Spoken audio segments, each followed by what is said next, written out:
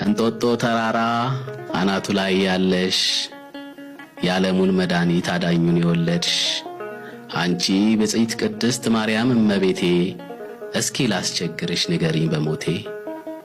ከተራራሽ ቁልቁል የምታዩ ሰፍሮ ያ የዋህ ምስኪን ለፍቶ አዳሪ ጥሮ በምትወጂው አንድ ልጅሽ የተበጀ በአምላክ አምሳል ሰርቶ አደሩ ፍጥረት ሰው በላ ይባላል። እንደው ባይሆንብኝ መዳፈር ክብርሽን የእንጦጦዋ ማርያም አሰሚኝ ቃልሽን። አንቺ ካረፍሽበት ከተራራው ግርጌ ሲለፉም ይውሉ እውን ቀጨኔዎች ሰውን ይበላሉ። ከፍ ያልሽነሽና ከተራራው አናት እስኪ ፍርዱን ስጪ እንደ አምላክ እናት።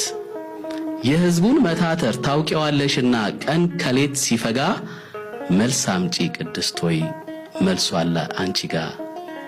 ለብዙ ዘመናት ቁልቁል ስትቃኛቸው እንዴት አየሻቸው? እውን ቀጨኔዎች ሰው በላዎች ናቸው?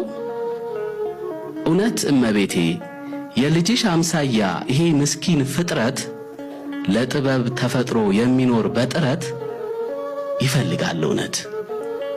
ከኖረው ዘመናት አንዲት ቀን ቦዝኖ ያልኖረ አላግጦ ሕይወቱን ሊቀይር የሚያድር ሮጦ ቡዳ የተባለ ስሙ ከጠለሸ አይመስልሽም ወይ ሐቅ የተበላሸ? ፈጣሪን አክብሮስ ፍጥረቱን ማናናቅ እያወቁ ማለቅ አይሆንም ወይ ስላቅ? የእንጦጦ እናቴ ፍረጂ በሞቴ እውነት